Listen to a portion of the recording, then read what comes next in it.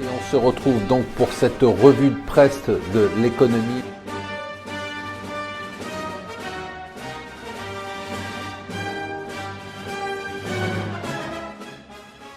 Bonjour et bienvenue sur Mon Financier pour le morning zapping du jour. Nous sommes le 5 juillet. Si je suis aussi content, c'est parce que c'est vendredi. Et vendredi, c'est votre argent.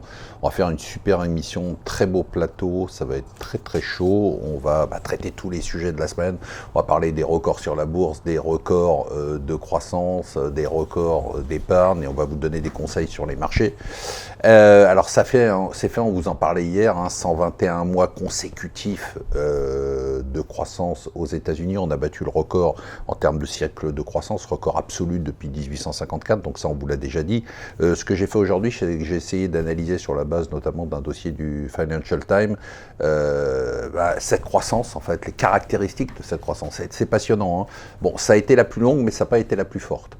Au contraire, c'est la plus faible de toutes les sorties de crise.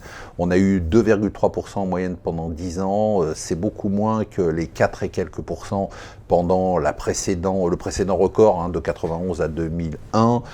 Ça a été moins fort même que les 3,5% des années Reagan. Et alors si on se rappelle de la sortie de crise de début des années 50, personne ne s'en rappelle, même moi j'étais un peu trop jeune pour ça, on était à 7,6% en moyenne de croissance. Donc on a une croissance qui est plus longue, qui est moins forte, alors une croissance qui est intéressante, une croissance qui a boosté l'emploi. On a un record de chômage à la baisse, une croissance sur laquelle il commence à y avoir une hausse de salaire, mais modérée, c'est pour ça qu'il n'y a pas d'inflation.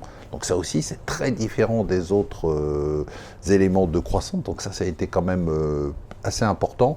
Qu'est-ce qu'il y a d'autre? Alors une croissance bien évidemment qui a fait exploser les inégalités. Alors non pas, je le dis, je le répète, les inégalités n'ont pas explosé parce que les pauvres sont devenus plus pauvres. Les pauvres sont devenus un peu moins pauvres. Ils restent pauvres, mais ils sont devenus un peu moins pauvres. Par contre, les riches sont devenus extrêmement riches avec la hausse de la bourse, la baisse des taux d'intérêt, la hausse de l'immobilier.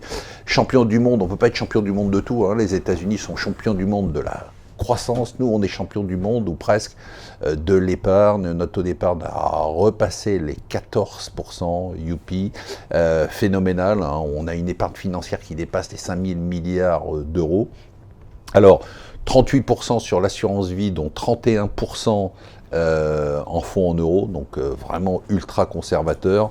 On a, je vous donne tous les chiffres, 32% en livret et dépôt, et 32% en livret et dépôt, dont 11% sur des comptes courants non rémunérés, bon vous le savez, 24% en actions et équivalent. On avait fait cette étude avec Opinionway, l'étude meilleur placement, c'est nous maintenant, et Opinionway, et dans cette étude, on voyait qu'en fait, vous privilégiez la sécurité, encore la sécurité.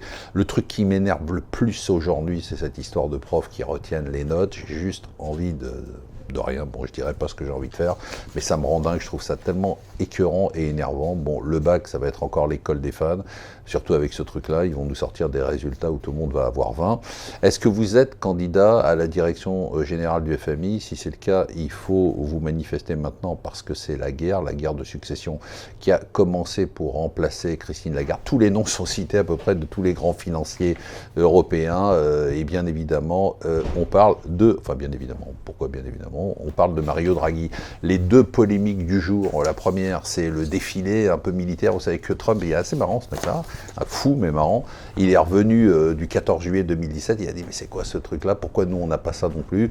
Et donc il a voulu faire son propre défilé du 14 juillet hier, donc pour le 4 juillet, avec des blindés, avec défilé militaire. Bien évidemment, ça a fait hurler tout le monde et surtout les démocrates. Et l'autre polémique, alors là, celle-là, elle est vraiment importante du jour, c'est que sur la couverture de Paris Match, Nicolas Sarkozy apparaît comme étant plus grand que Carla Bruni. Voilà, on est au fond du problème aujourd'hui. Je vous souhaite une excellente journée, je vous souhaite un excellent week-end, je vous souhaite un excellent C'est votre argent.